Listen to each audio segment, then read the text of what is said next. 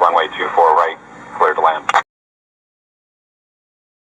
This year, there were almost 500 emergency landings and 20 plane disasters globally, according to the Aviation Global Incident Map, with none of them occurring at any of the world's most dangerous airports.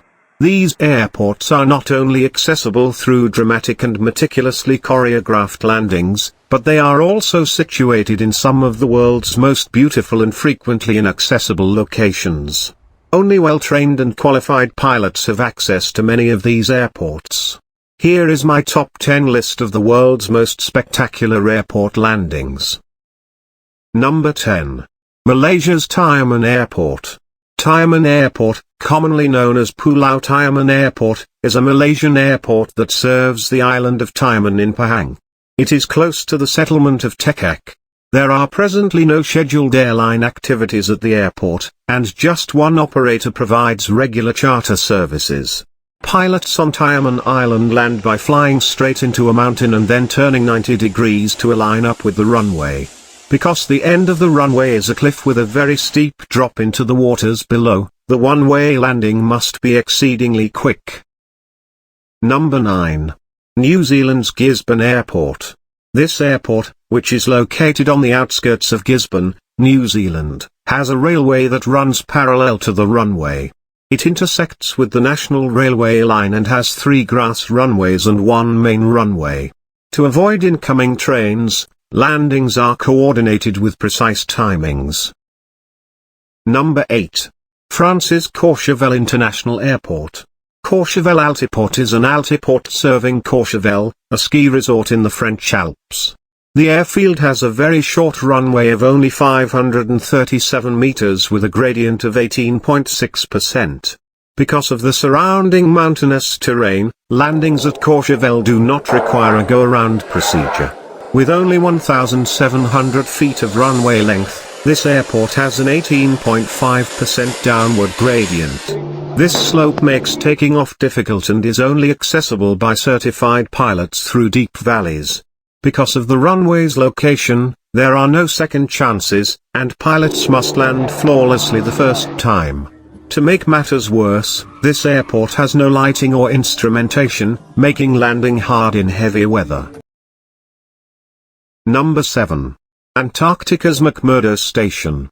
This ice runway is created on the exposed volcanic rock of Ross Island's Hut Point Peninsula, with a runway made entirely of white ice, 4 inches of compacted snow. During the summer season, the U.S. Antarctic program uses the ice runway, which is adjacent to McMurdo Station. This military installation is the continent's sole major airport, and the area is dark 24 hours a day throughout the winter. Pilots are trained to land blind if there are no lights on the runway or if there is a whiteout. Number 6. Greenland's Narsarsuaq Airport. Narsarsuaq Airfield is a small airport in Narsarsuaq, which is part of the Courchevel municipality in southern Greenland.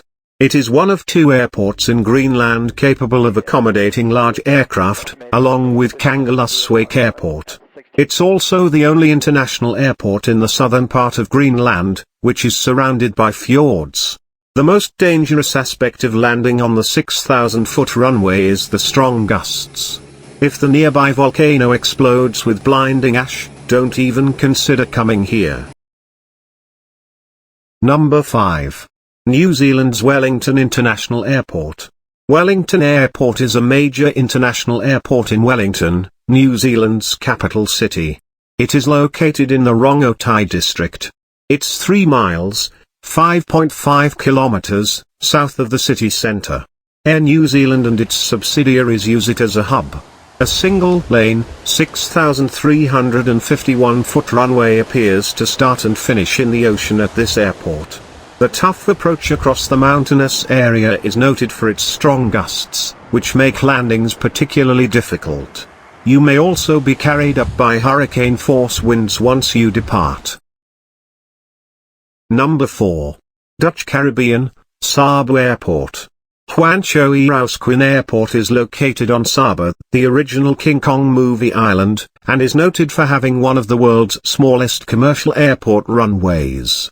Only well-trained pilots are permitted to fly in the region, which is only 1,300 feet long.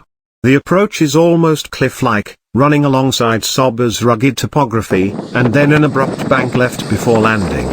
I'll be taking the ferry from neighboring St. Maarten on my future visit. Number 3. Bhutan, Paro Airport. Only 17 trained pilots are permitted to land on a runway surrounded by rugged 18,000-foot mountain peaks at Bhutan's airport. Arrivals and departures are only permitted during daylight on the 6,500-foot runway. The dramatic approach to the runway, which involves maneuvering between mountains at a 45-degree angle before dropping fast onto the runway, is completely out of sight for the pilots until the last minute. On approach, the bottom of the plane approaches uncomfortably near mountaintop homes, with one red cliffside home serving as the primary focal point for pilots. Number 2. St. Maarten's Princess Juliana International Airport. The runway at the airport is slightly over 7,500 feet long, which puts it close to the edge of being able to accommodate larger planes. This means that airplanes must use every single foot of the runway, and it also allows for very low aircraft to arrive at the end of the runway and pass over the ocean. The public beach of Maho is located at the end of this runway, resulting in massive gusts of wind and sand for sunbathers while also providing a wonderful Instagram photo. The planes must approach over the water at a very low height, only a few feet above the public's heads. Number 1. Tenzing-hillary Airport, Nepal. Tenzing-hillary Airport, often known as Lukla Airport, is one of the most dangerous airports in the world. With its height of approximately 9,500 feet, erratic Himalayan weather, and sheer drop, the airport can give even the bravest of travelers shivers. More than 300 people have died while attempting to climb Mount Everest, with countless others injured. The perils, however, begin even before trekkers arrive at base camp. All of the alternatives include a multi-day flight, thus daily planes transport hikers between Kathmandu and Lukla. The two airports are as different as night and day, despite the fact that the flight time is only 25 to 30 minutes. Airports can be difficult for pilots for a variety of reasons, as evidenced by this list of Europe's most dangerous airports. Sometimes, as on many Greek islands, it's the short runway. Wind shear is common in places like Gibraltar, and the steep landscape surrounding airports like Innsbruck provides obvious concerns. Because of the influence of low air pressure on airplane operation, airports at high altitude pose a risk.